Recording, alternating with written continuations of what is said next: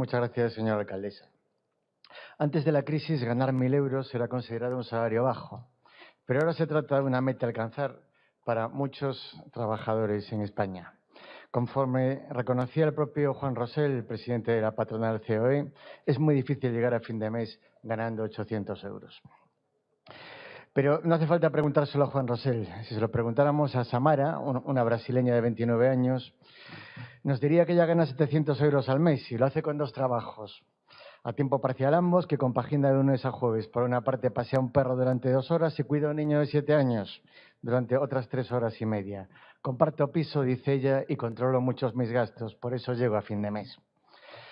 Y Samara, que es licenciada en Derecho, no es la única excepción.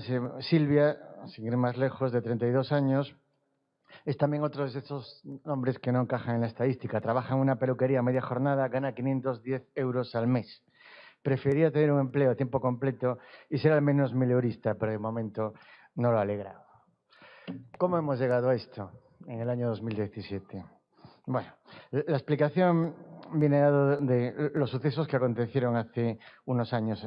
Llegó una crisis económica y en el partido, en aquel momento en el poder, estamos hablando del año 2012, el Partido Popular consideró que la rigidez que teníamos en España en cuanto a la determinación del sistema salarial y el elevado poder de los trabajadores y la negociación colectiva era contraproducente y generaba paro.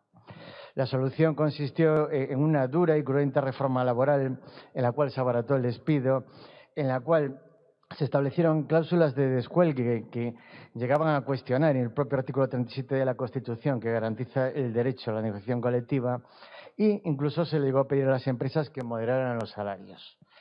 Los efectos de estas medidas, conforme ha hecho de notario el propio Instituto Nacional de Estadística, son que, teniendo en cuenta que determinó una bajada de los costes laborales unido a una cierta inflación que estaba por encima, por supuesto, de la subida de los salarios, generó una pérdida del poder adquisitivo de los trabajadores, sobre todo a partir de 2012, y, en general, desde el punto de vista de los trabajadores, una importante erosión en su capacidad de consumo que ha terminado por afectar negativamente a la economía, a sus salarios, a la producción y, por supuesto, al empleo. Desde el punto de vista de la competitividad de las empresas, han mejorado un poco, pero no se ha visto compensada desde el punto de vista de la productividad, con lo cual lo que se ha generado es una espiral negativa que ha provocado que el empleo no se recuperara. En cuanto a números, los números están encima de la mesa. Los números nos dicen que, por ejemplo, dentro de nuestra comunidad, la Comunidad de Madrid, el salario medio bruto temporal del año 2017 es inferior al del año 2016. Y los datos son especialmente cruentos para el empleo de mujeres, para el empleo de tiempo temporal y también para los trabajadores inmigrantes frente a los trabajadores españoles.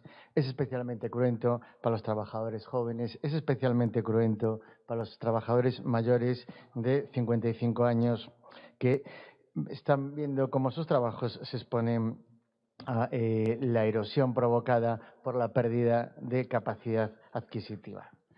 Por lo tanto, ¿cuál es la propuesta? Bueno, la propuesta es de que de una vez por todas se debata este importante tema en el Congreso de los Diputados sobre la base de una serie de elementos. Los elementos que están desglosados y por escrito en la propuesta vienen siendo, por un lado, subir los salarios. Como saben, los salarios han subido recientemente a 707 euros mensuales aproximadamente. Pues nuestra propuesta es que suban en un horizonte temporal y que suban a raíz de 100 euros más cada uno de los próximos años. También le proponemos al Congreso de los Diputados que esto lo hagan, por supuesto, con respeto a la negociación colectiva entre sindicatos y patronal, como no puede ser de otra forma.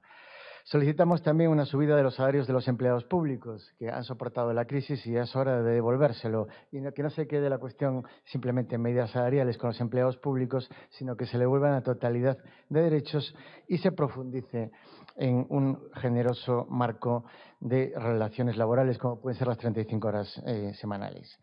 Por otra parte, pedimos que se derogue la reforma laboral en cuanto ha supuesto una pérdida de poder de negociación de los trabajadores y se han establecido cláusulas como la cláusula del descuelgue que hace que no se cumplan los convenios colectivos siempre que se cumplan las condiciones del descuelgue establecidas en la normativa.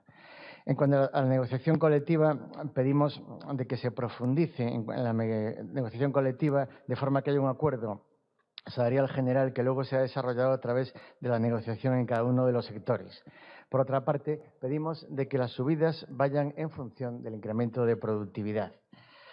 Finalmente, en cuanto al ámbito de la brecha de género, lo que solicitamos es una ley de igualdad laboral y solicitamos mayor transparencia en la determinación de los salarios de forma que sean públicos y por aquello de que somos mejores cuando nos vigilan, que consigamos que la brecha de género desaparezca o se reduzca lo máximo posible.